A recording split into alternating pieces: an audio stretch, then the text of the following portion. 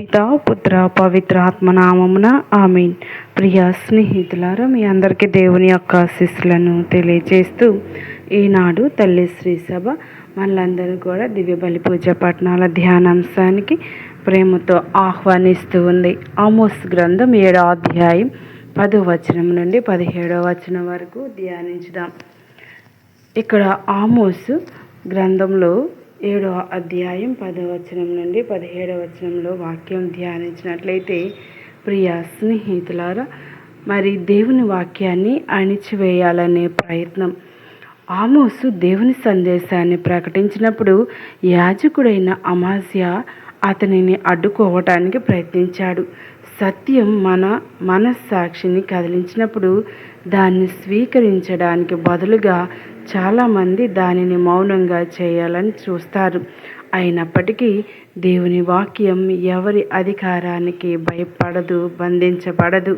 అది తన సమయానికి ఫలితాన్ని ఇస్తుంది. ప్రవక్త పిలుపు దేవుని నుంచే వస్తుంది. ఆమోసు తన ప్రవక్తల కుటుంబానికి చెందిన వాడిని కాదని, కాపరి మరియు అత్తి చెట్లను పెంచేవాడనని చెప్పాడు. కానీ దేవుడే అతనిని పిలిచి తన ప్రజలకు పంపించాడు. దేవుడు మన అర్హతలను కాకుండా మన సిద్ధతను చూస్తాడు. ఆయన పిలుపుకు విధేయత చూపిన వారిని గొప్ప కార్యాలకు ఉపయోగిస్తాడు. సత్యం చెప్పడానికి ధైర్యం అవసరం. అధికారుల ఎదుట నిలబడి దేవుని సందేశాన్ని ప్రకటించడం సులభం కాదు. అయినప్పటికీ ఆమోసు భయపడకుండా సత్యాన్ని ప్రకటించాడు. నేటి క్రైస్తవ జీవితంలో కూడా అన్యాయం, అవినీతి, పాపం కనిపించినప్పుడు ప్రేమతో కూడిన ధైర్యంతో సత్యాన్ని నిలబెట్టడం మన బాధ్యత. దేవుని హెచ్చరికను నిర్లక్ష్యం చేయడం ప్రమాదకరం. అమాస్యా దేవుని హెచ్చరికను తిరస్కరించాడు. అందువల్ల అతని కుటుంబానికి, దేశానికి తీవ్రమైన పరిణామాలు వస్తాయని ఆమోసు ప్రకటించాడు. దేవుడు శిక్షించడంలో ఆనందించడు, పశ్చాత్తాపం కోరుకుంటాడు. ఆయన హెచ్చరికలను నిర్లక్ష్యం చేస్తే వాటి ఫలితాలను అనుభవించాల్సి వస్తుంది. దేవుడు న్యాయాన్ని నిలబెడతాడు. ఈ భాగం దేవుడు పేదల పక్షాన, న్యాయం పక్షాన నిలిచే దేవుడని గుర్తు చేస్తుంది. అధికారాన్ని దుర్వినియోగం చేసే వారిని ఆయన ప్రశ్నిస్తాడు. మన జీవితంలో నిజాయితీ, న్యాయం, ప్రేమ, కరుణలను ఆచరిస్తూ దేవుని రాజ్య విలువలను ప్రతిబింబించాలి. మన జీవితానికి పిలుపు. ఆమోసు కథ మనకు ఒక ప్రశ్న వేస్తుంది. దేవుడు పిలిచినప్పుడు మనం సిద్ధంగా ఉంటున్నామా? వ్యతిరేకత వచ్చినా, అపార్థాలు ఎదురైనా దేవుని సత్యానికి సాక్షులుగా నిలబడగలమా? ప్రతిరోజు దేవుని స్వరాన్ని ఆలకిస్తూ ఆయన చిత్తాన్ని ధైర్యంగా నెరవేర్చే విశ్వాసులంగా కావాలి. మరి ఈనాడు మత్తయి సువార్త 9వ అధ్యాయం 1వ వచనం నుండి 8వ వచనం వరకు ధ్యానించడానికి మనలందరినీ కూడా ప్రభు ప్రేరేపిస్తూ ఉండగా, ప్రియ స్నేహితులారా, మరి యేసు మన జీవితంలోనికి వస్తాడు. ఈ భాగంలో యేసు తన పట్టణానికి వచ్చాడు. మన జీవితంలో కూడా ప్రభు ప్రతిరోజు ప్రవేశించాలని కోరుకుంటాడు. మన హృదయ ద్వారాలను తెరిస్తే ఆయన మన బాధలను, పాపాలను, నిరాశలను మార్చివేస్తాడు. విశ్వాసం అద్భుతాలకు మార్గం. పక్షవాత రోగిని అతని స్నేహితులు యేసు దగ్గరకు తీసుకువచ్చారు. వారి విశ్వాసాన్ని చూసి యేసు కార్యం చేశాడు. మన విశ్వాసం మనకే కాదు, ఇతరులకు కూడా ఆశీర్వాదకరంగా మారుతుంది. కుటుంబం, స్నేహితులు, సంఘం కోసం విశ్వాసంతో ప్రార్థించడం గొప్ప సేవ. పాప క్షమాపణ గొప్ప స్వస్థత. యేసు ముందుగా ధైర్యంగా ఉండు బిడ్డ, నీ పాపాలు క్షమించబడతాయి అన్నాడు. శారీరక స్వస్థత కన్నా ఆత్మీయ స్వస్థత చాలా గొప్పది. దేవునితో సంబంధం పునరుద్ధరించబడినప్పుడు నిజమైన శాంతి లభిస్తుంది. యేసుకు సంపూర్ణ అధికారం ఉంది. శాస్త్రులు యేసును విమర్శించడానికి ఆయన తన అధికారాన్ని కార్యం ద్వారా చూపించాడు. పాపాలను క్షమించే అధికారం దేవునికే ఉంది.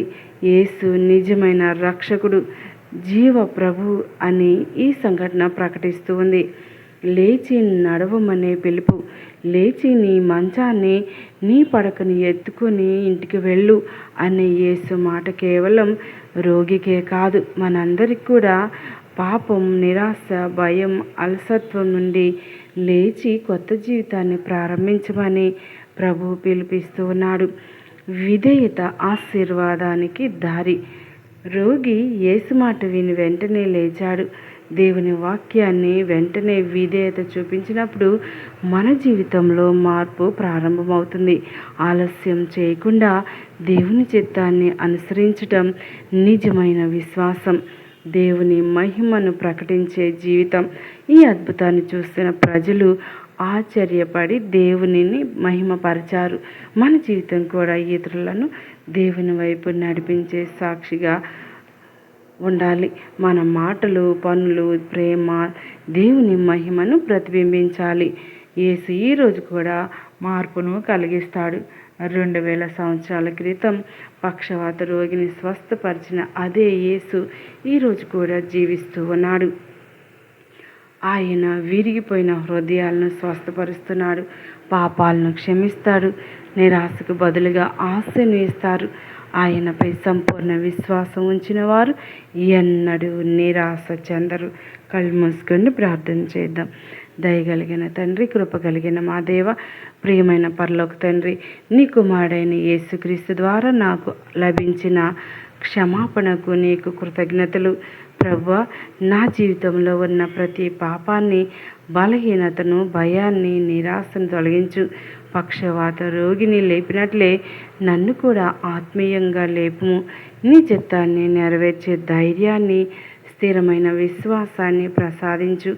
నా జీవితం నీ మహిమను ప్రకటించే సాక్ష్యంగా మారని, నా కుటుంబాన్ని, సంఘాన్ని, సేవను ఆశీర్వదించి నీ ప్రేమకు సాధనంగా నన్ను ఉపయోగించు. యేసుక్రీస్తు పవిత్ర నామంలో ప్రార్థించి అడిగి వేడుకుంటున్నాం తండ్రి, ఆమేన్.